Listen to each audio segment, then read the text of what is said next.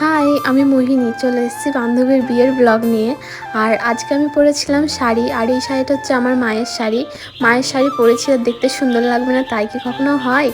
আর আমি সব দিকে এত তাড়াহুড়ো করতে গিয়ে ফেস ওয়াশ করতেই ভুলে গিয়েছিলাম। শাড়ি পরার পর ফেস ওয়াশ করছিলাম, তারপরে যখন মুখটা ধুতে যাই শাড়ি অর্ধেক ভিজে গিয়েছিলো।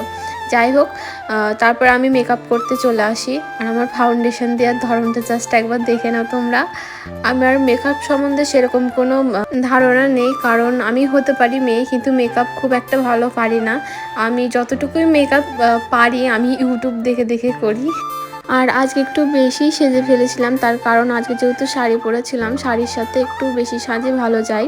দেখো, আমি শাড়ি পরেছি, ভালো করে সেজেছি, মেকআপ করেছি, আর রং ঢং না করলে হয় আয়নার সামনে, তাই আমি আয়নার সামনে রং ঢং করছিলাম। আর সেটা আমার মা এসে দেখে নেয়, তারপর আবার আমি লজ্জাও পেয়ে যাই। তারপরে রং ঢং বাদ দিয়ে আমি আবার রেডি হতে শুরু করে দিই। আর সবচেয়ে বিরক্তি লাগে এই চুলে জোট বেঁধে গেলে সেটা ছাড়াতে। আর এটা হচ্ছে আমার ফাইনাল লুক। তোমরা অবশ্যই জানিও কমেন্ট করে আমাকে কেমন লাগছে এরকম করে সেজে।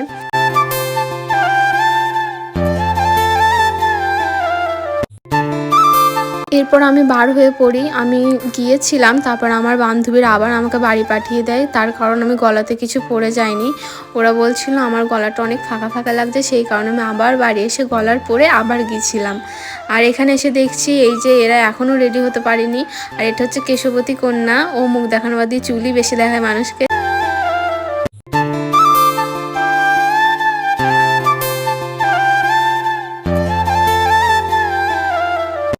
আমাদের বিয়েতে যাওয়ার কথা ছিল 2টোর দিকে, আর তখন বাজছিল 3টে। তখনও আমার বান্ধবী আমাকে জিজ্ঞেস করছিল কিভাবে চুল বাঁধবো।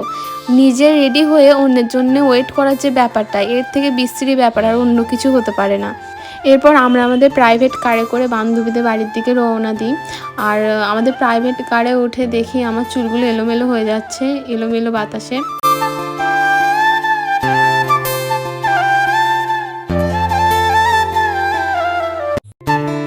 তারপর আমরা আমার বান্ধবীর কাছে চলে আসি গিফট দেওয়ার জন্য। আর ওকে খুব সুন্দর সাজিয়েছিল। সবাই একটু ওর জন্য দোয়া করে দিও যাতে ওর সংসার জীবন সুখের হয়।